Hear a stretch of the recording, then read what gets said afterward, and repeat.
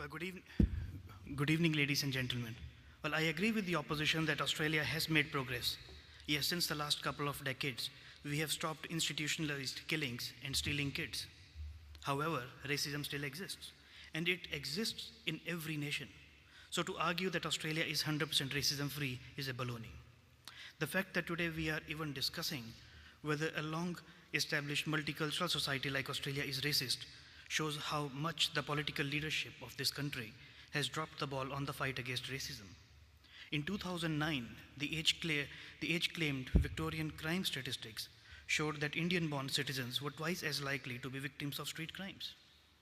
But the main impact of the racial street crimes was felt by the 50,000 born Indian students and not by the more affluent, established Indian-born migrant community. Which is also why established Indians could say that they felt safe.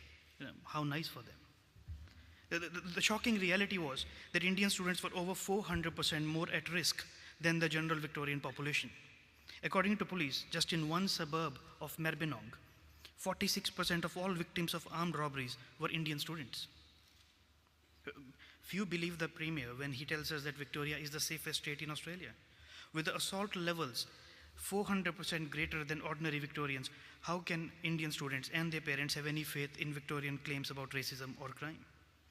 I'm proud that I spent every waking hour of my life making sure that the world heard the stories of these victims of violence and racism.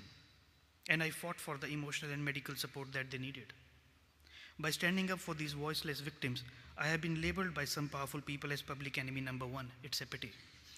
It's a pity that the public figures did not turn their anger towards the criminals who terrorized and victimized innocent students from Asia.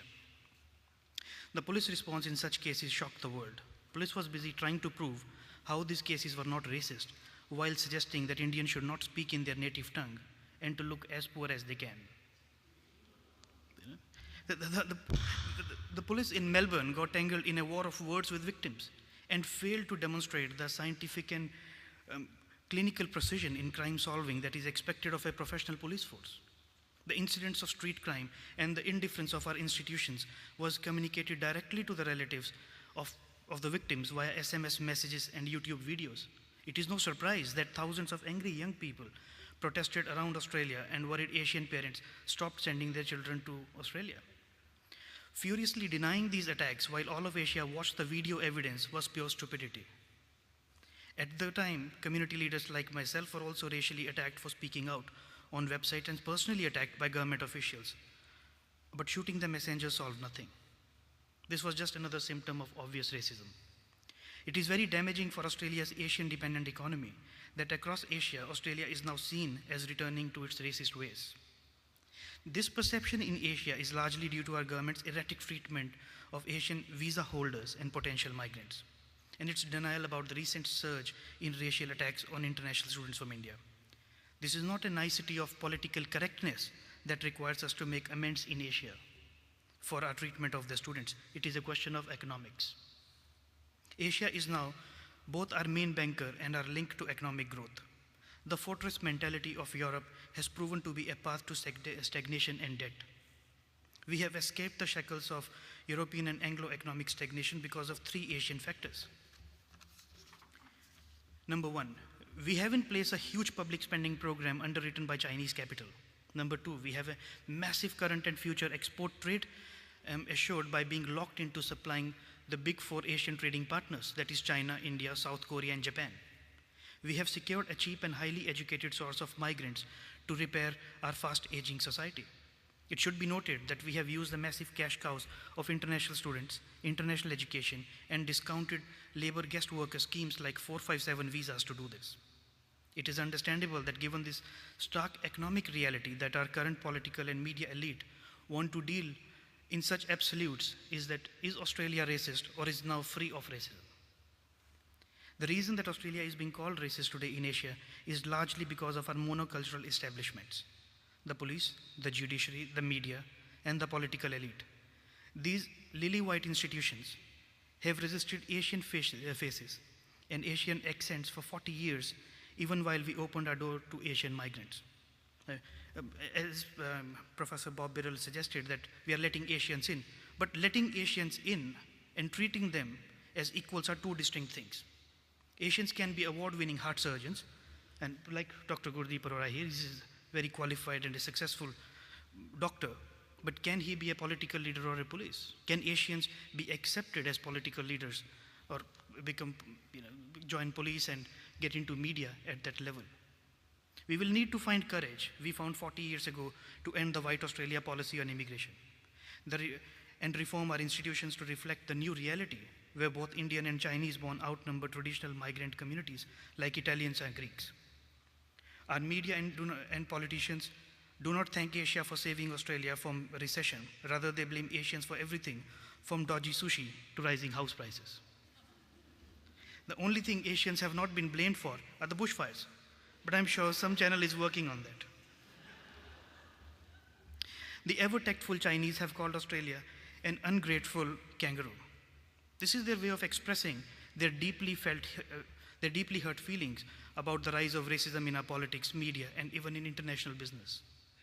Instead of sledging and demeaning Australia's best and brightest, who have called Australia home, or who seek to make a bright future here, we should welcome Asia and lock Australia into a bright future. After all, as our national anthem says, we have boundless plains to share. We must ask ourselves as to why do our aged and elderly have to wait over a year for hip replacement surgery when we have easy access to millions of Asian professionals? For the sake of our children, we must have the moral courage to confront our racist past and current racist attitudes. We have to work harder and smarter to alter the Asian viewpoint that still thinks that England stole a continent from black people, put a fence around it, and for 200 years had a sign, whites only. Saying that we are no longer a whites-only colony and actually re-engineering our key institutions to be multiracial is not easy.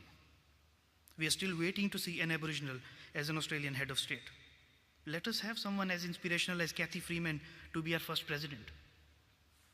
She to many represents the hope of indigenous of this country. Let us demonstrate the courage to see Asians, indigenous, Muslims, and Africans in parliament. Australia is uniquely placed to tackle this issue, as unlike most of our politicians, ordinary Australians are honest. Even when we are racist, we admit it. Yeah, that's the best part. In a 2003 study done by University of New South Wales, over 83% respondents recognized that there was a problem with racism in Australia. Unfortunately, our politicians continue to deny. Now, denying the new racism in Australia is pointless. In fact, denial of these nasty pockets of hate in our criminal youth and in our police media and political elites betrays the majority of ordinary Australian citizens who have embraced our Asian future and embraced fairness for all as a way of life. Hence, we are seeing this massive acceptance and acknowledgement that there is an Asian immigration program, and we accept it. In January 2010, former Defense Force Chief General Peter Cosgrove said, and I quote, "The number of incidents against Indians seem too many to be coincidences. If you didn't suspect a racial strand, you'd be mad." Today, I repeat the call he made to all Australians to deal more openly and directly with race issues than many political figures have been willing to do. Let's not have someone like Timana Tihu, who's a celebrated indigenous player, give up his jersey just because he was racially attacked. Why are we sitting here silently? Why aren't we angry? Why didn't we get upset? How come we did not write to the Attorney General or to our Premier or to our local politicians that this is unacceptable? That is what we need to do. Let us be strong and stop Australia's retreat back to the 1800s. Let us all advance Australia fair. Thank you for listening.